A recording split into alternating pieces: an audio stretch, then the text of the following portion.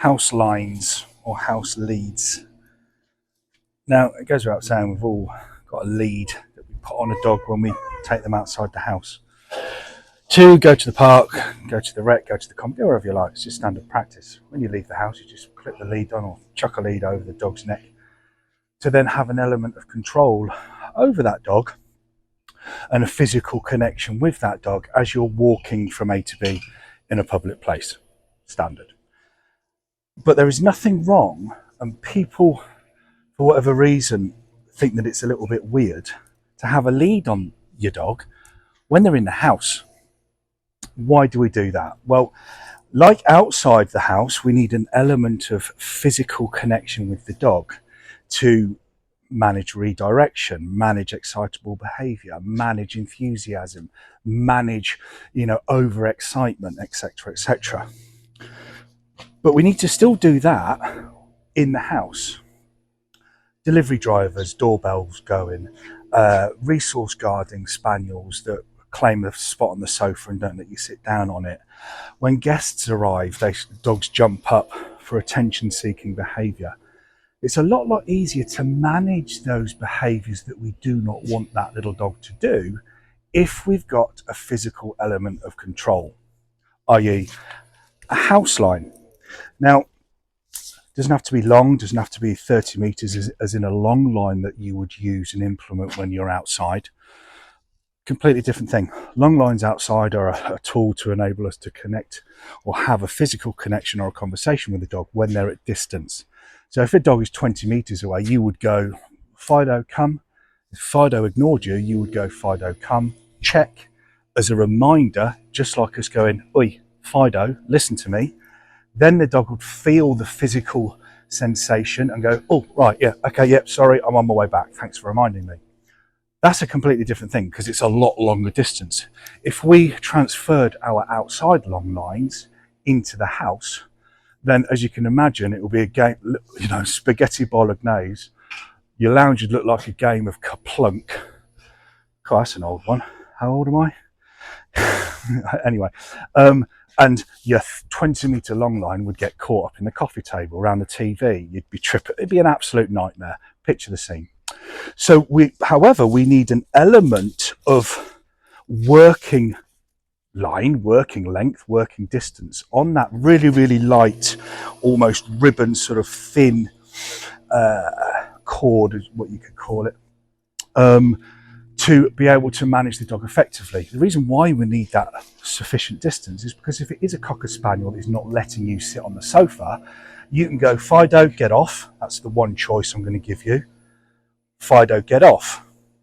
Okay, you would then use that long line to intervene and win that psychological battle in removing Fido from the sofa to enable to teach him that behaviour is not acceptable. Not your sofa, mate. My chair, my sofa, there's your bed. Okay, so, but we need to do that safely and have enough distance to be able to do that safely and effectively so no one gets bitten. Another thing that we can use an inside line for is managing excitement when the doorbell goes. Classic attention-seeking behaviour. Triggers, doorbell goes, ding dong, dog thinks, I'm going to get attention. I'm going to get an interaction. All I'm going to do is just run to that front door, bark, jump up, and that attention will come from whoever is coming in the house, guests. However, if it's not a guest and it's a delivery driver, the attention will come from you, because if it's a little yappy dog, you'll pick it up and go, please don't do that. Yeah, thanks, mate. Thanks for the pizza, all that kind of jazz. So it helps us manage that reactional or oversighting or overexcitement forms of behaviour in terms of managing people coming and going to the front door, actually coming into the house. Likewise, we want to retune that thought process with a little bit of basic place training. At the moment, doorbell, Fido thinks, attention, guess where I'm going? Wallop, and we're back into attention-seeking behaviour. What we need to do is retune that thought process. Ding dong means, oh, if I go to my bed, I get rewarded. To help us manage that and get Fido into his bed so that we can reward him when he goes in there, so he sees it as a happy place, blah, blah, blah, blah, blah. Every time his head has gone in there and he's actually entered into that little space, he's been rewarded for it.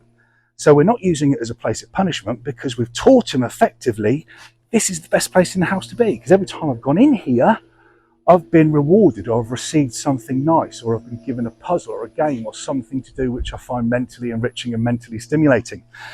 Now, I always say we need to get a dog into a crate in that situation, doorbell, ding dong ding, into a crate hands-free. Okay, bit of kibble, bit of whatever. Fido, onto your bed, kibble into the back of it, so he has to go into it to then get the reward, and then close the door. That then gives us time and space and distance to then go and deal with what's happening, managing his excitement and managing his attention-seeking behaviours. The reason why I put a dog into a crate hands-free is because if we are, oh, come on, mate, oh, collar, oh, picture the scene. Hang on, mate, yes, I'm coming. Mate, I've got a delivery route to do. Come on, I can't hang around waiting. Yes, hang about, mate, I'm trying to get my dog in. It's flustered. We're picking a dog, come on, mate, get in. It is flustered. It is a potentially tense situation that then may reflect onto the dog in terms of the dog will see that situation as potentially negative and not as rewarding as if we go, Fido, bed, good lad, shut the door, come in, mate. So, house lines. Really, really, really good, beneficial tools that for some reason people don't think that, hang on a minute, I can actually put a lead on my dog in the house. So, key points: they help us manage excitement, they help us have a physical connection with a dog to intervene to prevent a behaviour that we do not want them to do, as opposed to having to cure that behaviour because it's too late. They help us get the dog into a crate when needed without a flustered, stressful situation that the dog may see as a negative experience. And they help us manage a resource guarding issue in terms of if a dog is claiming space within the house, it's your favourite chair, and he's not letting you sit on it anymore. We've got a safe distance where we can go, off you get, mate. No, I won't. What are you going to do about it? Well, guess what? Pap, off you get, mate. Reward when the dog is not on the sofa. House lines. Get one.